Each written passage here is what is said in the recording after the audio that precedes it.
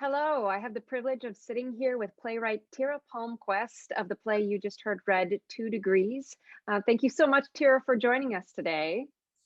It's my pleasure. I'm so excited for PCPA audiences to get an exclusive inside scoop from you and your journey with this play. And I want to just start from the beginning, a very good place to start. How did you come to playwriting? I know that you've had a varied background. You've been a singer. You're obviously a poet. You've been an actor. How did you come to playwriting? I would say that it was a marriage of my creative writing work, my work as a poet, and my love of the stage. When I was an undergraduate, I was primarily an actor, although I had been writing for years before then. Then when I went to graduate school as a poet, I thought, well, my time in the theater is over. But then I found myself acting in plays again. And it was kind of a gradual transition of realizing that as a writer, I could share my stories. Maybe there's nothing wrong with poetry. I still love poetry. But one of the things that I really love about playwriting is that immediate connection, writing for a live audience. Here's to the days when we get to have that again real soon. But the community of the theater, being in communion with your audience, that to me is very exciting. And realizing that I could merge my two loves of writing and the theater, it just made sense. And I don't really know exactly why I hadn't attempted it before then. Maybe I thought that playwriting was too hard or not in my wheelhouse, but once I started writing, it's like it clicked. Started writing plays, that is. So that's the short version of this multi-year journey I'm into being a playwright. I'm sure you've been quoted as saying, "I don't remember waking up one day and just deciding I think I'll be a playwright." So it sounds like it sort of evolved organically. I think Um, that's a fair way of putting it. as a side question, you refer to the community and being in communion. How has this virtual world and this virtual moment, has that shifted your writing process or how you're experiencing and creating theater as a writer? Well, somewhat. I would say that when the pandemic began and began in earnest for us and we were under lockdown, I was starting to see productions get canceled, contracts get canceled. And at that time, I was finding it very difficult to write because it was just so distressing what was going on in the world. And I had actually seen a couple of Zoom readings of plays, a couple of Zoom productions, and there was something about it that I thought, well, I don't think I can do that. It's nice. It's really nice to have these offerings for audiences, but I'm not sure it's for me. But then I was asked to do it. I was asked to write a play for Zoom. And I realized that it was just a different way of thinking about storytelling. It's sometimes frustrating to do a show on Zoom because you don't get to hear the audience's responses. But there's something that's very playful about this new medium. If you accept it as a playful medium, that it can be playful, that it can be, you have to acknowledge the realities of this technology in order to tell a story well. So I've tried. It does make me miss the live theater. It does make me miss working in a space. And writing for this medium, has its own set of challenges. Being able to write something that allows them to still have all of those things in these boxes, right? It's both difficult and very fun all at the same time. So as you said, that sort of loss and closure can sometimes come up as a theme in your work, and I think that that's certainly one of the resounding themes in 2 degrees. I'd love to know where, where the seed for that came from. Where did you just sit down and think, climatology? I can't even say it. The inciting incident of this play was actually sitting on the front porch of an actor friend in the San Francisco area. She had, recently turned 40. And she said, here I am at the height of my talents and the roles are drying up. And she pointed at me across the porch and she said, the next play you write, you need to write for a woman over 40. And I said, okay, I'll do that. And that really stuck with me. And so I knew I wanted to write a woman over 40, over 50, in that area. I wanted there to be more than one woman over 40. And I didn't want to write a play about a woman getting divorced or a woman going through menopause or a woman whose child is going off to college. I was like, well, women have a lot of other kinds of experiences in the world. And I realized I had been reading an article about global warming, climate change. And I said, oh, well, there's my character right there. A scientist. I love science. Why not have a character who's a scientist in a play? So that's really where the first nuggets of the play started. Having a character who is a scientist, and then I learned the word paleoclimatologist, and I went into this very deep dive of what that means for, what that world is like, what that research is, why they're doing it, how they're doing it. And all of those tendrils of the play started to weave their way in. So that's really where the play began for me, wanting to write a juicy part for women that I love. Hooray. Can you talk a little bit about some of the research that you did? Sure. At first, I found because I'm in Southern California, most of my research was online. And let me tell you, the internet is a wonderful tool sometimes. I mean, I was able to watch endless videos of people in Antarctica, in Greenland, going on these expeditions and etc. But then I was really lucky enough when I was in Colorado workshopping the play and then subsequently working on the play, we got to go to the National Center of Atmosphere and Oceanography. You'll have to look up the exact name, but they have some of their scientists there are paleoclimatologists and do that ice core drilling that Emma, the character in the play, does. So we were able to go and talk to them. And then we were able to hold in our hands 1,000-year-old ice. These ice core samples that they had in this 30 degree below zero freezer, 40 degree. It was really cold. It was a very, very cold freezer. And we got to go in there and he hauled out this piece of ice that we could hold in our hands. And that was a really, it was a thrilling moment for me that here is exactly what I've been writing about, and holding it and seeing it with my own eyes was. What did it look like? It looked like a piece of ice about this long. It was about this big around. It was heavy. It was a very, very heavy piece of ice, but also you could see, it wasn't all white. I mean, it wasn't all clear, right? That there are air bubbles in the ice and there are impurities in the ice. And so being able to look at the ice and realize that there are, Emma talks about this in the play, it's sort of like rings in a tree, right? You look at, there are these divisions in the ice that show, the sediment falling into the water and settling. And being able to see that in my hands was, first of all, it felt like confirmation that I had understood something, right?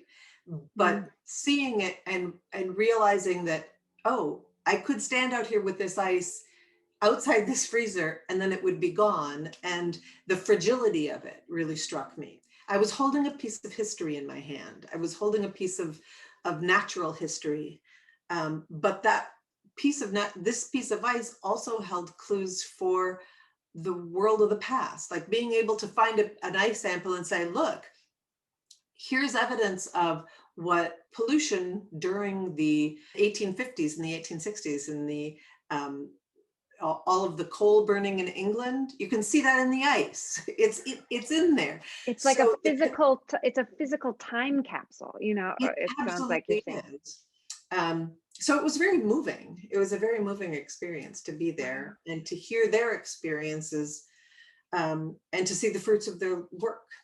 I've often heard deep grief associated with a kind of freezing state or frozen in time, and I'm wondering how that resonated throughout, you know, the exploration of Emma's grief. And Well, I think that one of the things that I've learned about grief from my own experience is that it isn't always the same thing for everybody. Everybody experiences grief in a different way. And yet, one of the things that I found as a commonality in stories about grief is we can tell ourselves that we're done with, it's over. But we can't tell grief when we're done with it. Grief will tell us when it's done with us. And for some people, it might take years and years. And in denying the very reality of that, we can get stuck.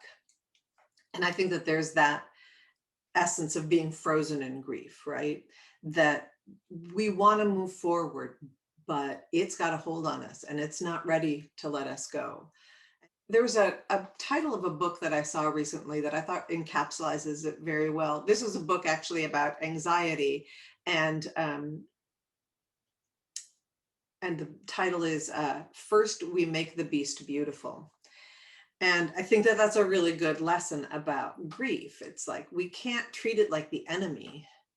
We treat it, we have to make it beautiful. We have to welcome it in. We have to say to grief, you're part of my life now, and learn to live with it. One of the things that I was dealing with in the script is how much Emma is trying to deny the very reality of the things she's living with, right? That she doesn't want to talk about her dead husband. She doesn't want to talk about all this stuff. And yet she's constantly haunted by him, by the memory of him. And she can't muscle her way through this. She can't just decide one day, I'm better, everything's great, that grief takes its own sweet time. And I think that, you know, one of the reasons that I decided to explore that in the play is that I very much felt this way about the natural world, that the more we try to ignore what's happening, the more the natural world is reminding us what's happening. And also the very, you know, particular grief I feel about what we're doing to the natural world. It just felt like those two things fit right on top of each other very neatly in this play. And I love that, you know, there are some scenes obviously in Greenland, but that you've taken this conversation, this about the natural world, and put it in this, you know, Washington DC, which is, you know, a city of stone columns and bureaucracy. And so where did the idea to have it be a political conversation come in? I remember reading my research is so deep and so wide that I can't exactly remember where, but I did remember reading in an interview a climate scientist talking about just how frustrating it is to try to change the minds of people in Washington who seem so firmly rooted in very old ideas, right? For example, the idea that, well, weather and climate being the same thing. You're telling me that the climate is warming when there's 3 feet of snow in Connecticut today, or whatever the case may be. But also that we've got people in Washington, D.C., who are servants to other masters. And you can't be an advocate for the climate and take money from oil and gas or coal at the same time. Well, I think it's very difficult anyway. But the quote about it being so frustrating to deal with politicians because it just feels like you're, shouting into a storm, right? That it's exhausting. It feels demeaning. Your work as a scientist is constantly, put under a microscope and questioned, and your ethics are being questioned, and it just became a very demoralizing experience. And I thought, well, there we go.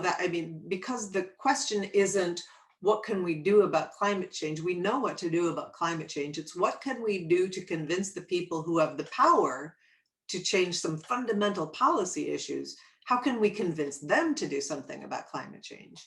So that became one of the real rudders of the play, is this political battle and this struggle to make yourself heard in a very loud and turbulent room, right? Yeah. I'm curious how for you as the playwright, it resonates differently today. Does it resonate differently, or is it just sort of the ice core goes deeper with it? It doesn't feel any less urgent than it did when I first wrote it. In fact, in a way, it feels more urgent, even though we have this new administration that is potentially more friendly to these policy decisions. It's still the churn of Washington, right? It still has to go through a process that is necessarily slow, right? And so it still feels like, okay, all right, I have to put on the brakes. I have to speak more calmly. I have to speak, right? And yet it's like, but the house is on fire, yes. right? It seems very odd to me that scientists who are trained in a very rigorous method of fact-finding are being called out as being partisan lobbyists, when it's the partisan lobbyists who are paid millions and millions of dollars to seed all of the doubt about the science. So it's just crazy making to me. And yeah, that, we just saw that we're still living the effects of scientists being called into question, right? That this isn't real. It's not, it's fine. It's gonna go away. And it's frustrating. One of your goals as a dramatist, I think, is not just finding the drama, but finding the way that it resonates for us as people. And so the stories that we tell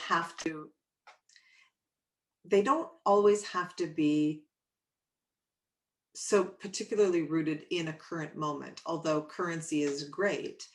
But there are certain things that seem timeless, right? Like we fall in love, we have grief, but also there are these struggles to be heard. Copernicus, Galileo. There are scientists who have been told you're crazy for millennia. And so it feels in a way like a very old story to have a scientist trying one more time to stand up and say, no, but here's what's really going on. So I find that an oddly, it's oddly satisfying to land on these dramatic stories and say, yep, see? Yeah, something innately human. And actually brings me back to that amazing image of you holding the ice core and having, the air bubbles of Galileo with, Right. Yeah. maybe they're further down the ice core, but it's all part of the same. Exactly. I'm curious, just sort of as we wrap up here, I'm curious what it's been like for you to shift from being a poet to being a playwright, and how you kind of approach that, how you pick up the pen differently for both of those, or if it's similar. It's always about listening to the cadence of words, the resonance of words, but just like in like musical theater, sometimes there are moments when things are so big, feelings are so big that we burst into song. And I think that the same thing is true for elevated language in plays. Sometimes there are moments when the depth of human experience requires a different register of speaking. And so I'm really glad that I've had that training as a poet to really let the language lift, to let it be something more than a more pedestrian back and forth of dialogue, that there are moments when the poetry is what's exactly called for in a moment. And there was a long time when I didn't really allow myself to do that, but the more I've opened the door, the more I'm finding those moments of poetry in describing human experience and describing what we feel, describing what we long for. And so I'm finding the lines getting a lot blurrier these days, which is great. So I don't know how else to describe it except for that there was a moment when I realized, I don't know why I'm keeping this out. I don't know why I keep shutting the door on this. So let's just see what happens if I, let the language soar a little bit. So If this really resonated with our audience tonight, is there another play of yours that you would point them to next to pick up and give a read? one of the plays that I wrote after 2 Degrees is a play called The Way North, and it's about immigration, but it's about the play started when I read an article about immigrants fleeing the United States after the 2016 election. People who felt that this country was no longer going to be safe for them and trying to flee over our northern border into Canada. And so this is a play set in Minnesota, and it's about a sheriff finding an immigrant trying to flee in the snowy winter in northern Minnesota.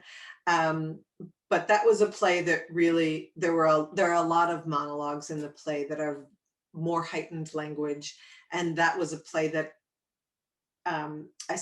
I really found myself playing more with the fluidity of language, with letting those boundaries blur a little bit more. So yeah, that'd be a good one to go to. Fabulous. And you're from the Midwest, yes? Yeah, I am. I was born in Yeah. Minnesota. So a lot of my plays are set in Minnesota. Oh, I love it. Well, thank you so much for sharing your time and your Sure. insights with us and with PCPA audiences. We're so lucky to have gotten to read your play and to have gotten to hear what you have to say.